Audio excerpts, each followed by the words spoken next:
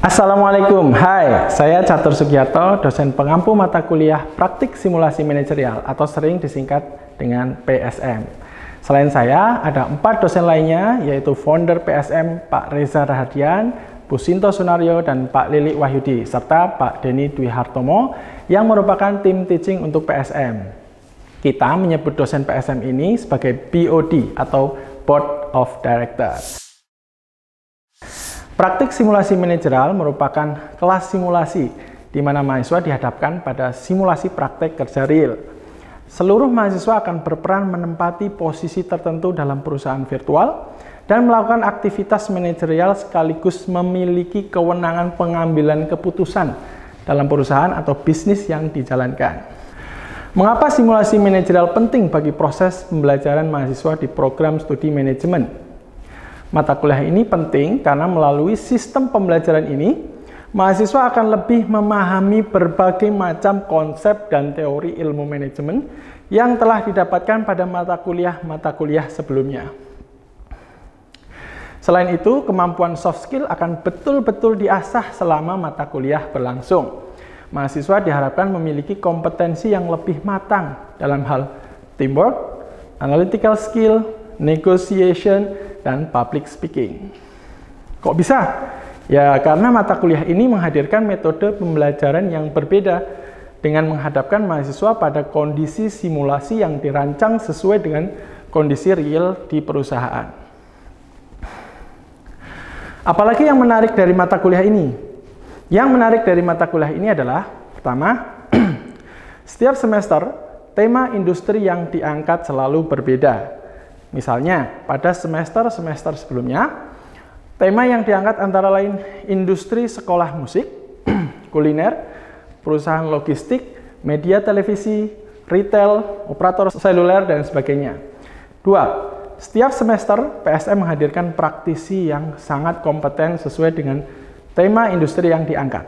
Misalnya, kita pernah mengundang drummer legendaris Gilang Ramadan sebagai dosen praktisi untuk tema industri sekolah musik.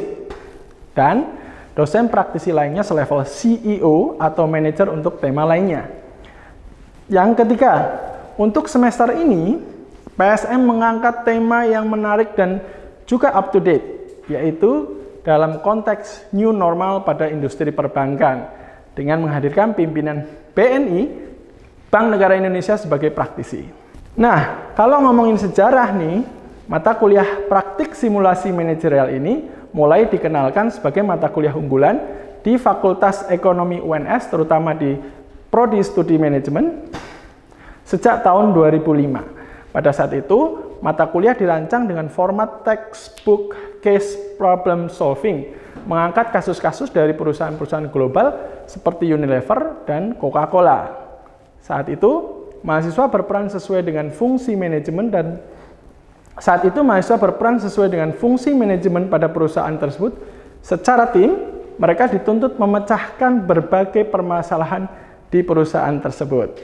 Seiring berjalannya waktu, format pembelajaran mengalami perubahan. Format pembelajaran terbaru, mahasiswa berperan menjalankan simulasi bisnis dengan konteks industri bisnis yang ditetapkan setiap semesternya.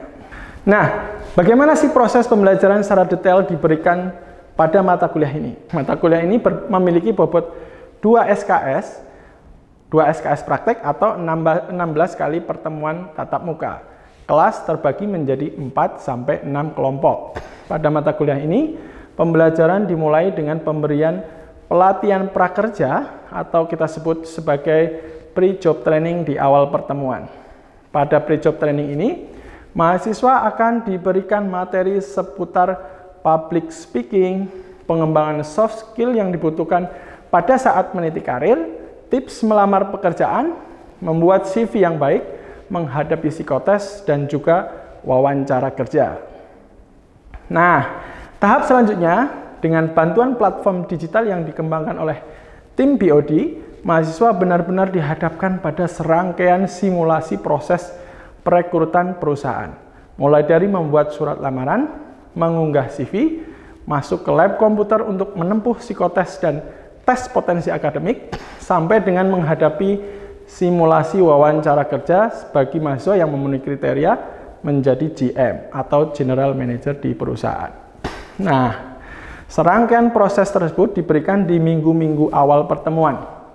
Setelah proses perekrutan selesai, selanjutnya kelompok-kelompok mahasiswa dibentuk menjadi perusahaan-perusahaan atau entitas bisnis lengkap dengan identitas perusahaan dan struktur manajemennya, mulai dengan General Manager dan struktur manajerial di bawahnya yang dibentuk sesuai dengan kebutuhan perusahaan masing-masing.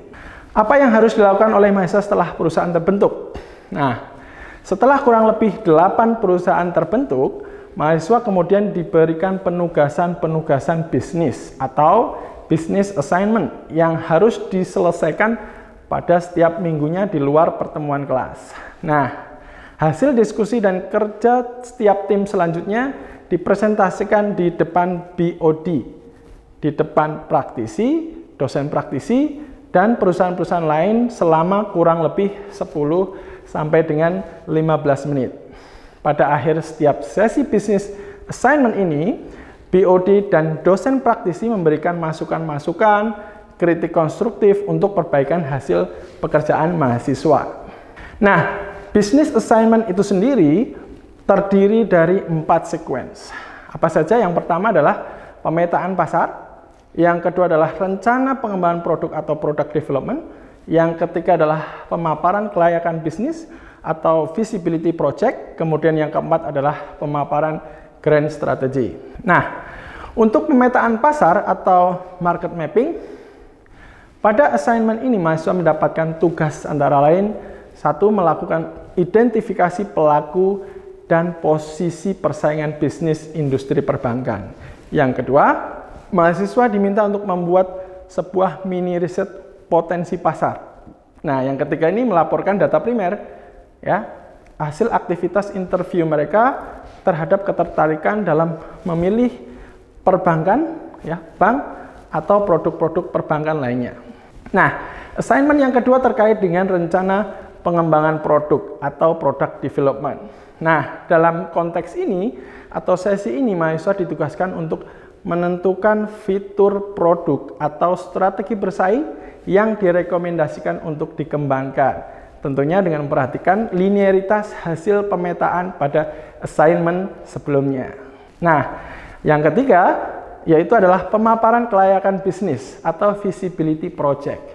Nah, pada tahap ini mahasiswa diminta untuk menyampaikan hasil analisis kelayakan project berdasarkan 4 pilar manajemen, yaitu manajemen pemasaran, keuangan, operasi, dan sumber daya manusia.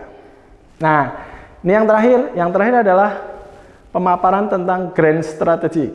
Pada kesempatan ini, mahasiswa diharapkan dapat merancang sebuah strategi yang diformulasikan dalam rangka memenangkan persaingan di industri perbankan Indonesia.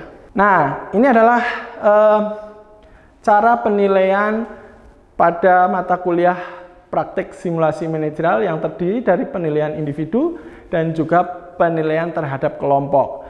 Nah, beberapa indikator diantaranya adalah bagaimana kualitas presentasi, kemudian partisipasi, teori rujukan yang digunakan, kekompakan tim, penyajian, dan delivery pada saat presentasi. The last but not least, ada yang menarik loh dari mata kuliah di akhir sesi perkuliahan ini, yaitu adalah sesi PSM Award. Apa itu PSM Award? PSM Award adalah satu event yang dirancang untuk memberikan penghargaan bagi para mahasiswa terbaik yang menjalankan perannya dalam perusahaan. Misalkan, penghargaan bagi Best General Manager, Best Company, Best Staff, dan penghargaan bagi nominasi-nominasi lainnya. Biasanya mahasiswa PSM ini berkolaborasi dengan unit kegiatan mahasiswa yaitu HMJ Management untuk menyiapkan acara awarding ini. Baiklah, demikian overview mata kuliah praktik simulasi manajerial. Mohon maaf jika ada kekurangan. Sekian, wassalamualaikum warahmatullahi wabarakatuh.